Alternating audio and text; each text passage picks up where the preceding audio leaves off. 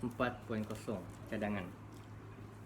Pengangguran dalam kalangan graduan merupakan antara isu yang masih dibincangkan sehingga ke hari ini, yang mana hal ini demikian kerana peningkatan masalah pengangguran ini bukan sahaja melumpuhkan sektor ekonomi negara, malahan merugikan graduan, keluarga dan institusi pendidikan itu juga.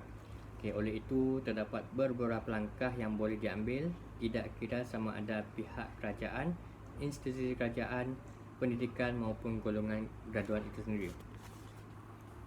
Yang pertama, para graduan haruslah bersedia menerima teguran daripada pihak majikan atau pihak atasan semasa berada di dalam pekerjaan.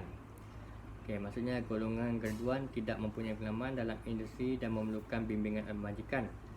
Walau bagaimanapun, sikap segelintir graduan yang besar kepala dan enggan menerima teguran menyebabkan majikan tidak berminat untuk mengambil golongan graduan bekerja di syarikat mereka.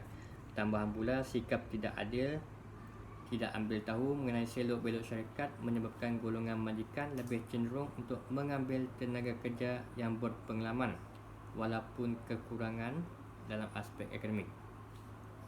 Contohnya berdasarkan artikel menerusi Berita Harian, pengarah urusan Wonderland Primary Sdn Bhd iaitu Lenny Adam berkata ramai golongan graduan pandai tetapi tidak semestinya tahu bekerja, dan ada sebahagian ataupun segelintir yang tidak mampu untuk berfikir di luar kotak dalam menyelesaikan sesuatu masalah.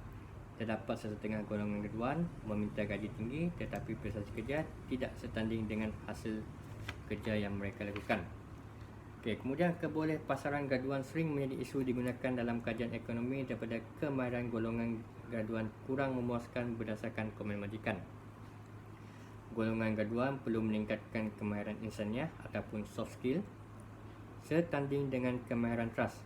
Contohnya berdasarkan kajian yang dijalankan oleh International Employer Barometer mengenai kebolehpasaran siswazah, apa yang majikan fikir dan mahu, mendapati bahawa 86% majikan menganggap bahawa kemahiran berkomunikasi dengan baik adalah sangat penting, dan kebanyakan majikan kurang berpuas hati dengan cara para graduan mempersembahkan diri mereka secara berkesan. Golongan majikan turut memberi cadangan agar tempoh latihan industri dipanjangkan dan menggalakkan pihak universiti untuk meningkatkan kemahiran komunikasi, kualiti individu, kemahiran interpersonal, kemahiran berfikir dan kemahiran ICT serta kurikulum universiti. Oleh itu, kemahiran insaniah dalam golongan graduan amat penting kerana kebanyakan golongan majikan melihat dari segi kemahiran insaniah sebelum melihat kemahiran trust golongan graduan. Kemudian seterusnya, pihak kerajaan turut mengambil inisiatif bagi mengurangkan kadar pengangguran dengan mewujudkan program skim latihan graduan di Malaysia. Program skim latihan graduan ataupun SLG ini adalah bertujuan untuk membolehkan para graduan memperbaiki kemahiran dan peluang mereka dalam mendapatkan pekerjaan serta membantu melengkapkan para graduan yang masih menganggur dengan kemahiran khusus mengikut perspektif terhadap pelatih SLG ataupun skim latihan graduan. Kajian yang dilakukan oleh Siti Hajar Abdul Rauf dan Maimunah Abdul Rauf mengenai keberkesanan program skill latihan graduan bagi mengurangkan kadar pengangguran dalam siswazah di Terengganu menunjukkan bahawa golongan graduan mengikuti program SLG tidak menghadapi masalah yang besar untuk mendapatkan pekerjaan dalam tempoh 6 bulan setelah tamatnya latihan.